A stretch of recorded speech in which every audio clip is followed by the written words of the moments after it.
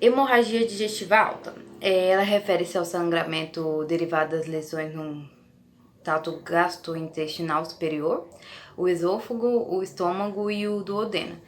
E eles são comumente associados a hematêmese, que é vômito de sangue vivo, melema, que é o sangue fétido e escuro nas fezes, em outros casos, sangramento de origem obscuras.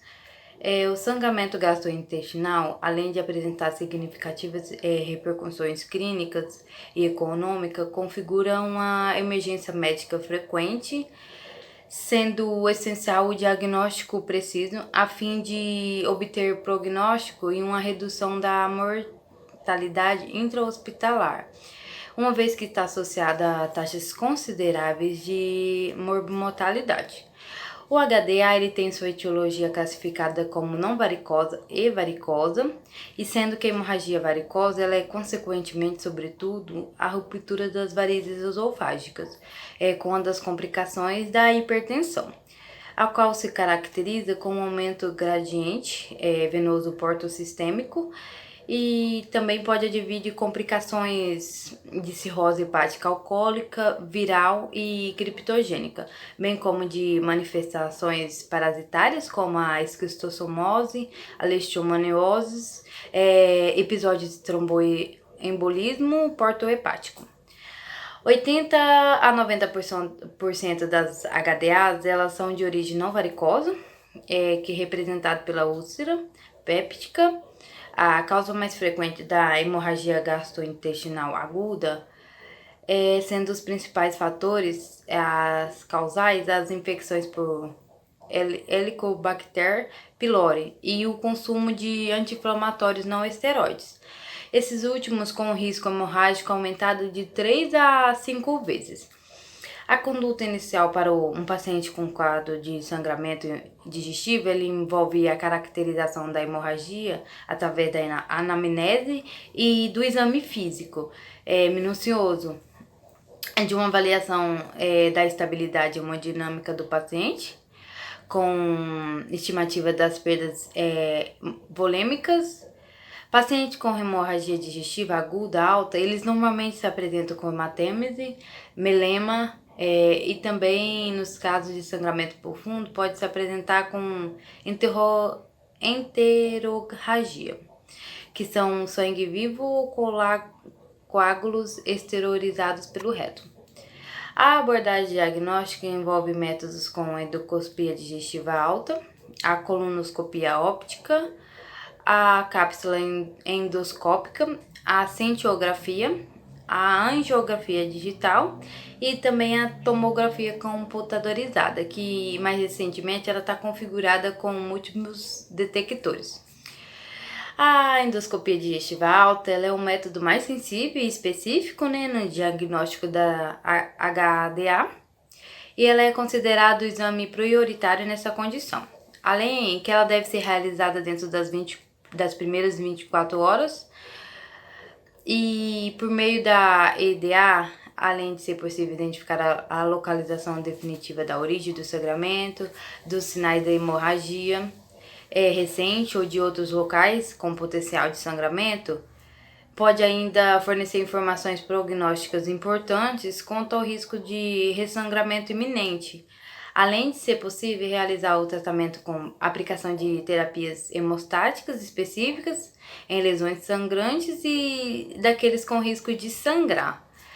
Para decidir o tratamento da hemorragia digestiva alta, a equipe ela precisa determinar a causa do sangramento e também a quantidade de sangue que foi perdido.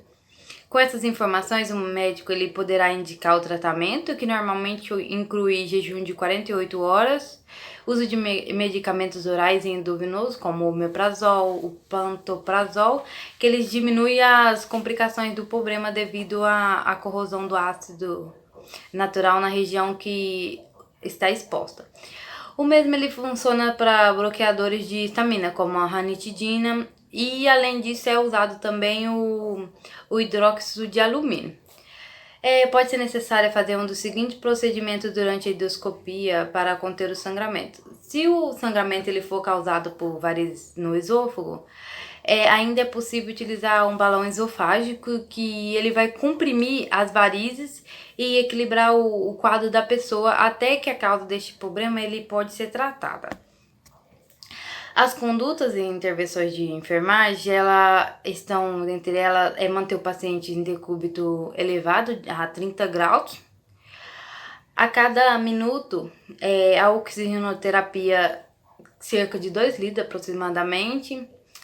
A monitorização cardíaca do paciente deve ser contínua. O controle dos sinais vitais de 1 em 1 hora. Manter a veia do paciente permeável.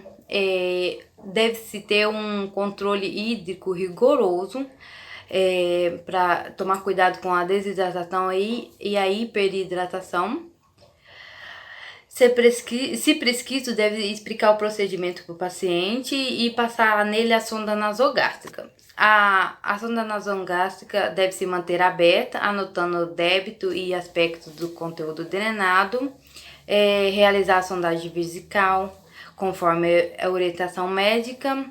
Observação constante de um nível de consciência do paciente para verificar se ele não está tendo confusão mental, agitação psicomotora, para ver se ele não está tendo delírios, e além do padrão respiratório, para ver se o paciente não está tendo uma dispneia, uma taquipneia, se ele está apneico, os sinais de choque, para verificar se o paciente não está com sudorese fria, pegajosa, ele tá cianótico, o pulso dele tá filiforme, se ele não tá pálido, além da distensão abdominal, para verificar a eliminação intestinal, para não verificar a presença de melema, a quantidade, o número de fezes, o aspecto da fezes, icterícia, e além dos cuidados especiais com o paciente, que é manter o paciente em cama berço, se necessário, restituir o paciente com cuidado para evitar o garroteamento, cuidados com catéteres e com sondas, higiene oral de 4 em 4 horas e sempre que necessário, cuidados de executar o enema e a enteroclisma, cuidados com transfusão sanguínea, a temperatura, o gotejamento, para verificar se não está tendo reações alérgicas e manter o paciente sempre o mais confortável possível. Me chamo Tainara e vou falar sobre a hemorragia digestiva baixa. Ela se classifica mais como um sintoma de uma doença, pois existem várias doenças que levam à hemorragia, entendeu? E muita gente acha que ela é uma doença, mas na realidade ela já é um sintoma de uma doença que se agravou, né, e chegou a esse estado. Existem várias patologias que podem levar a essas hemorragias, como uma doença inflamatória do intestino, por exemplo. E também, algumas dessas patologias, algumas não, a maioria delas pode ser contornada, mas algumas levam-se um tempo para se contornar, porque elas são tão agressivas que deixa o paciente bem debilitado. Ela pode se apresentar, ela vai se apresentar nas fezes desse paciente. O paciente ele pode evacuar fezes pretas, fezes pegajosas, fezes com mau cheiro e também com sangue vivo, né, nas fezes, que são as enterorragias. Algumas doenças que podem levar a essas hemorragias são as hemorroidas, são fissuras anais, diverticulose, câncer do intestino, perfuração do intestino, endometriose intestinal. São algumas delas.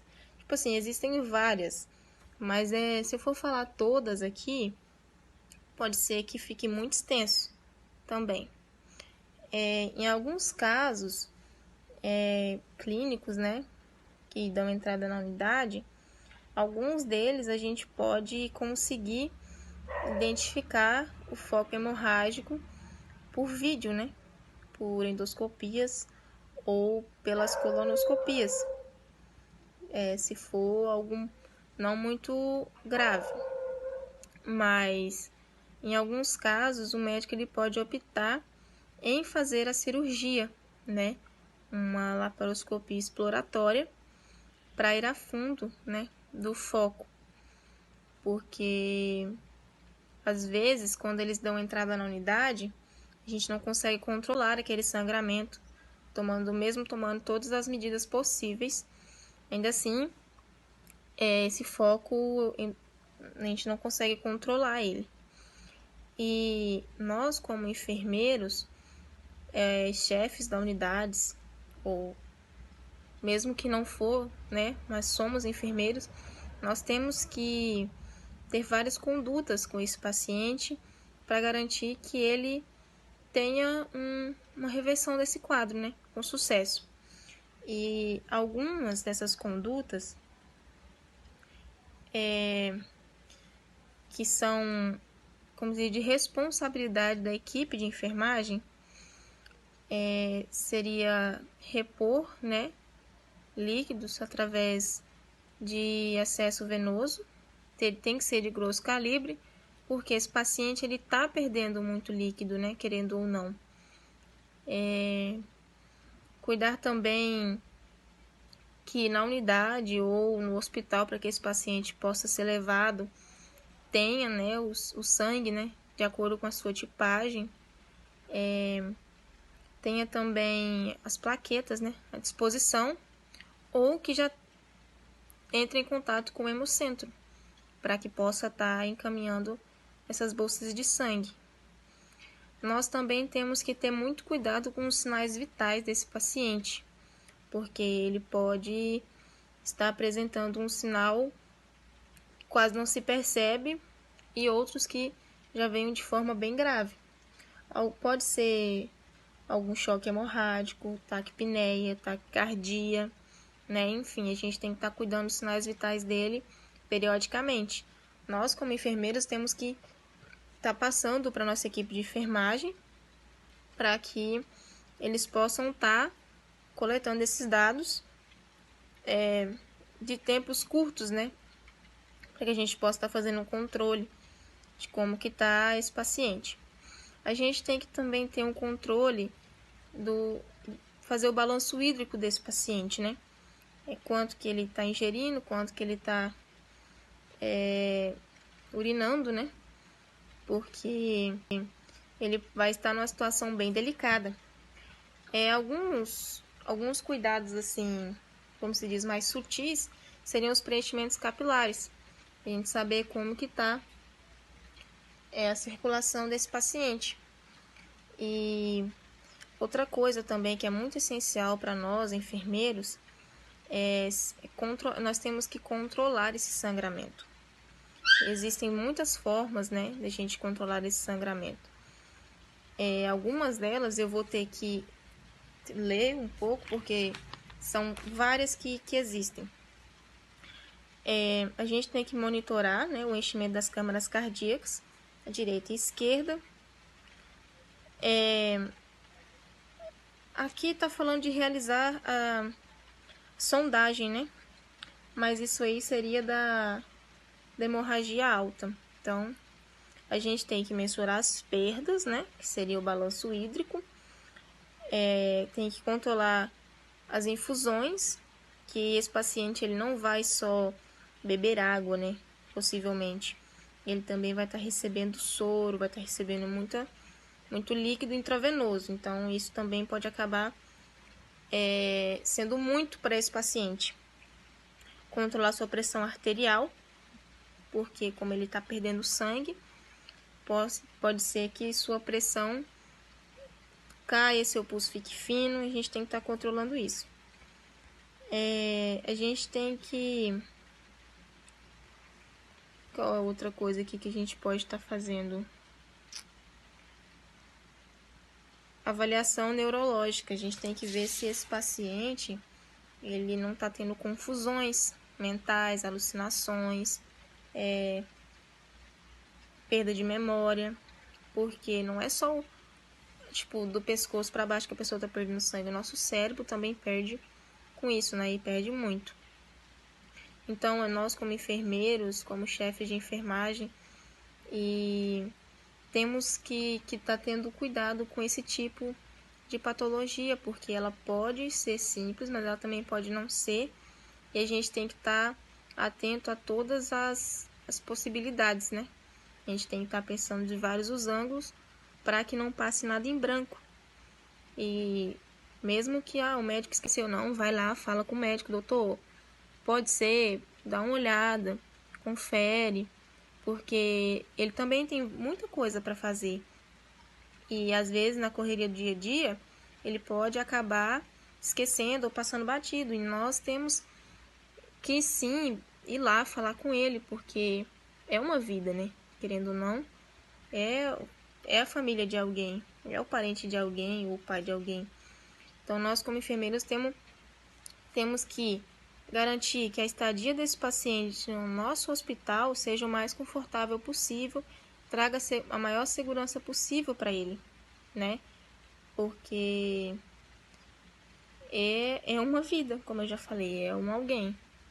Então, a nossa conduta de enfermagem é cuidar do paciente, porque cuidar da doença dele o médico já vai, né? A gente só tem que garantir que o que o médico fez chegue até o seu fim, em perfeitas condições, e que o paciente consiga voltar para casa.